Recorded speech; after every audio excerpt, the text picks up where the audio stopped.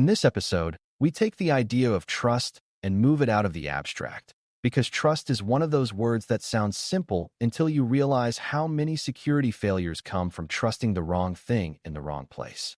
When people hear trust in everyday life, they often think of emotions or personal relationships, but in security engineering, trust is an assumption you are making about behavior. You are assuming a user is who they claim to be, a device is under your control, a service will enforce its rules correctly, or a network path will not be altered in a harmful way. The exam expects you to treat those assumptions as design choices, not as background facts, because every assumption creates a place where a system can be abused if the assumption is wrong. A trust hierarchy is simply a structured way of ranking those assumptions, so you know what must be strongly protected, what can be partially trusted, and what should be treated as untrusted by default. Once you see trust as an engineering tool, you can apply it to real boundaries, interfaces, and data flows in a way that makes systems safer and easier to reason about. Before we continue, a quick note. This audio course is a companion to our course companion books. The first book is about the exam and provides detailed information on how to pass it best. The second book is a Kindle-only ebook that contains 1,000 flashcards that can be used on your mobile device or Kindle. Check them both out at cyber.author.me in the Bare Metal Study Guide series. A useful place to begin is the simplest practical definition. Trust is permission without proof, and security engineering tries to replace blind trust with justified trust. Justified trust means you have a reason to believe the entity will behave correctly, and you have controls that catch or limit damage if it does not. In a system, trust can exist at many layers, such as trusting an identity claim, trusting a component's output, trusting the integrity of a message, or trusting that a device is not compromised. These are not all the same. So a key beginner skill is to separate what is being trusted from why it is trusted. For example, you might trust a device because it is managed and monitored, while you trust an external service only because it is authenticated and limited to a narrow set of actions. When you do not make these distinctions, you end up with vague statements like "we trust the internal network," which often turns into a dangerous shortcut. The exam often rewards learners who can describe trust precisely, because precise trust allows precise control placement. Trust hierarchies help because they force you to rank and separate contexts instead of treating the world as either trusted or untrusted. At the top of a hierarchy, you usually place the most sensitive assets and the most authoritative functions, like security policy decisions, identity systems, key management, and critical mission operations.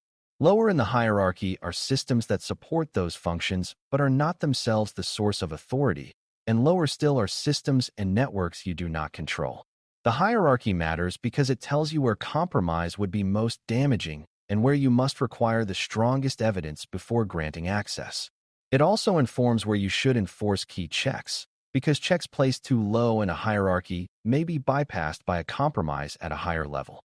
Beginners sometimes build controls at the edges and assume that is enough, but if a high-trust component is weak, the entire structure collapses. A trust hierarchy makes you ask which components deserve high trust and which ones should never receive it. A trust boundary is the point where two different trust levels meet, and it is one of the most important concepts in security engineering because it tells you where to put protections that actually matter. Boundaries exist when data moves between systems, when users interact with services, when one component calls another, and when external partners connect to internal functions. A boundary is not just a network line. It can be an application interface, an identity federation link, an administrative console, or a data pipeline between storage and processing. What makes it a trust boundary is that something crosses from a context you trust more into a context you trust less, or the other way around. And that transition is where assumptions must be checked. Strong boundaries use authentication, authorization, validation, and monitoring to reduce unnecessary trust. Weak boundaries assume that if something is inside, it must be safe, which is exactly the kind of assumption attackers love. On the exam, recognizing the boundary often reveals the correct answer, because many questions are really asking where the boundary is and what control belongs there. A practical way to apply trust thinking is to focus on what crosses boundaries, because boundaries are defined by movement. The moving things can be identities, data, commands, or even time-based privileges like session tokens. For each crossing, ask what could go wrong if the thing crossing is fake, altered, replayed, or used out of context. If an identity claim is fake, you need stronger authentication and protection against credential theft. If data could be altered, you need integrity protection and validation. If commands could be replayed, you need freshness and context checks that prevent reuse. This approach keeps you from treating boundaries as static walls and instead treats them as checkpoints, like inspection points on a highway where you validate that vehicles are authorized to enter. You are not trying to stop all movement. You are trying to make movement safe and accountable. Trust concepts become real when you can describe exactly what is moving and what checks make that movement trustworthy. Trust also connects directly to least privilege, because granting access is essentially granting trust, and least privilege limits the damage when trust is misplaced. Least privilege means an entity has only the access it needs to perform its function and no more, which reduces the impact of compromised accounts or abused components. In a trust hierarchy, high-trust roles and systems should have very carefully scoped privileges because compromise there has the largest blast radius. A common misconception is that administrators or service accounts need unlimited access to be effective, but that belief often comes from convenience rather than engineering necessity. In well-engineered systems, even powerful roles are segmented and their actions are monitored, and privileged operations are separated from routine operations. Exam questions may present a scenario where a single account can do everything, and the best engineering response is often to reduce trust by separating duties, limiting privilege, and creating accountability. This is not about distrusting people. It is about designing systems that remain safe when normal human behavior includes mistakes. Another important trust concept is transitive trust, which means trust can unintentionally spread from one relationship to another. If you trust a component and that component trusts another component, your system may effectively trust the second component even if you never intended to. This is common in modern environments where services call other services, where identity systems federate across organizations, or where third-party integrations pull data into internal workflows. Transitive trust is dangerous because it creates hidden pathways that bypass intended boundaries. A beginner mistake is to assume that if each individual connection is authenticated, the overall trust chain must be safe, but chains can amplify risk. If a low-trust partner can influence a high-trust decision through a trusted intermediary, you have created a trust escalation path. In exam scenarios, watch for descriptions where one trusted system consumes data or identity assertions from another, because the question may be testing whether you recognize and limit transitive trust. Engineering responses often involve constraining what is accepted, validating assertions, and limiting downstream privileges based on confidence levels.